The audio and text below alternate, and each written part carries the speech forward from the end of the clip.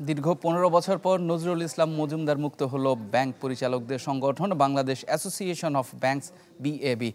গুলশানে সংগঠনটির নতুন প্রধান কার্যালয়ে নতুন কমিটি নির্বাচন করা হয় এবং চেয়ারম্যানের দায়িত্ব পান ঢাকা ব্যাংকের চেয়ারম্যান আব্দুল হাই সরকার। নবনির্বাচিত চেয়ারম্যান বলেন, বিএবি শুধু চাঁদা উঠানোর সংগঠন, এই অপবাদ থেকে বের হয়ে আসতে হবে। ঢালাইয়ের সেরা প্রিমিয়ার সিমেন্ট। ব্যাংক পরিচালকদের সংগঠন বিএবির কমিটির মেয়াদ ৩ বছর হলেও ২০০৮ সাল থেকে টানা ১৫ বছর সংগঠনটির চেয়ারম্যান ছিলেন এক্সিম ব্যাংকের সাবেক চেয়ারম্যান নজরুল ইসলাম মজুমদার। এই সময় ব্যাংকগুলো থেকে চাঁদা উত্তোলন সহ বিভিন্ন অনৈতিক কর্মকাণ্ডের অভিযোগ ছিল তার বিরুদ্ধে।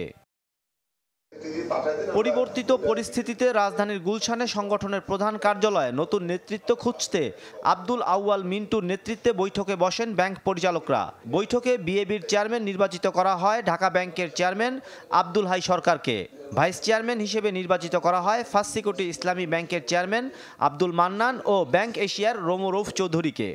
ঢাকা ব্যাংকের সম্মানিত চেয়ারম্যান জনাব আব্দুল হাই সরকারকে সর্বসম্মতিক্রমে বাংলাদেশ অ্যাসোসিয়েশন অফ ব্যাংকের চেয়ারম্যান নির্বাচিত করা হলো এই টার্ম শেষ করার জন্য।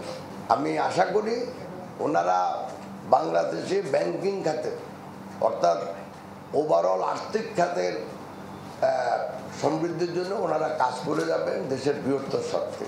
নতুন চেয়ারম্যানের দায়িত্ব পেয়ে আব্দুল হাই সরকার বলেন, সংগঠনটি তার মূল দায়িত্ব থেকে দূরে সরে গিয়েছিল। প্রত্যয় ব্যক্ত করেন অবস্থা পরিবর্তনের। বলেন, শুধু চাঁদা উঠানোর সংগঠন হবে না বিএবি।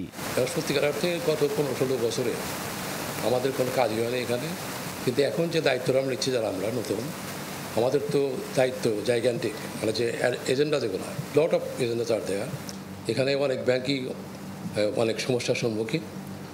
আর আমরা যারা ভালো আছি তাদেরও অবস্থা একটু খারাপই বলবো আমি। কাজে এখানে অনেক কাজ করার স্কোপ রয়েছে আমাদের।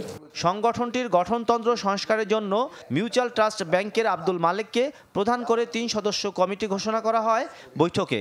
জনাব আব্দুল মালেক সাহেব মিউচুয়াল ট্রাস্ট ব্যাংকের চেয়ারম্যান সাহেবকে এই দায়িত্বটা যদি আমরা দেই। মাসুম মিয়া, চ্যানেল 24, ঢাকা।